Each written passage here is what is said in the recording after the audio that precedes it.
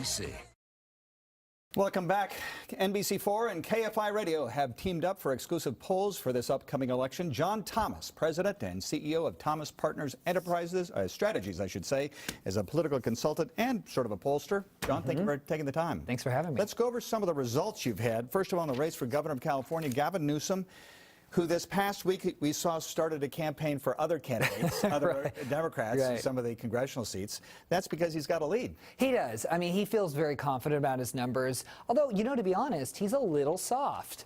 He's in the high 40s. A candidate of his stature, I would expect to be above 50 at this point. Now, Conan, that doesn't mean at all that Gavin shouldn't be taking a victory lap, because he should feel comfortable. What was revealing in our first week survey, and this will be an 8-week long track, is that John Cox's numbers at about 39-ish were tethered identically to Donald Trump's statewide approval to the 10th of the point.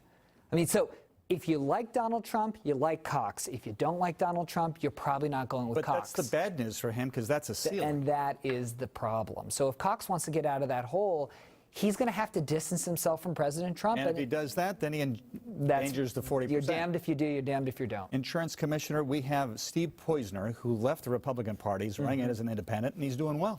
He's doing great. He starts out with a ballot advantage, but here's the word of caution.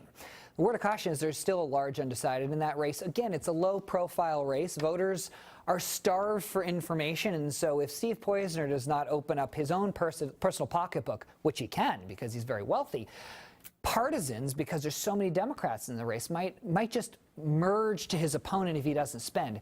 Here's why I'm watching this race so closely. Truthfully, I don't care that much about day-to-day insurance commissioner stuff, but I do care that if a no-party preference voter, a candidate like Steve Poizner can win statewide, Conan, that's going to open the floodgates for Republicans that are looking at running statewide, re-registering as no-party preference. Yeah, that's their only path to victory.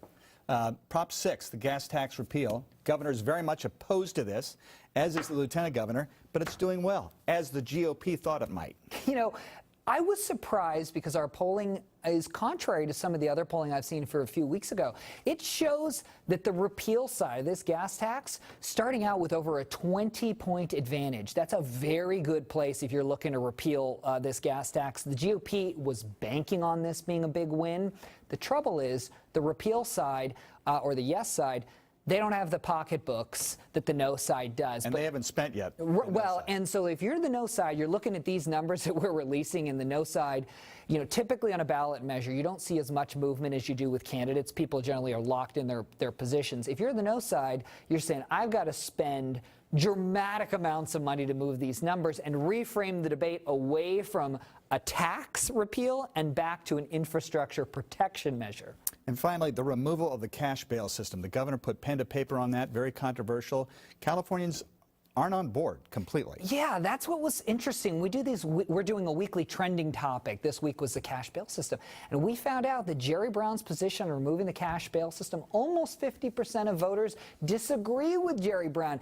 In this instance, Jerry Brown might be too liberal for Californians. John Thomas, political consultant. So, and very quickly, the poll was of how many and over how long? Sure, a 1,000-person sample of likely registered voters, and it'll be taken over every weekend. Starting last week, it'll be once a week. NBC and KFI will release the results every Wednesday, watching these critical races all the way through election. All right, last question, very quickly, yes or no, blue wave?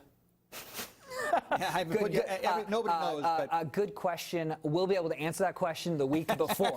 That's right. A lot of gumshoe political right now, reporters. here's our handicap. Our handicap nationally is Republicans have a 19.6% chance of holding the House today. That could change before Election Day. You're the best. Thank you very much. Thank you. Come back. We'll have some final comments after this.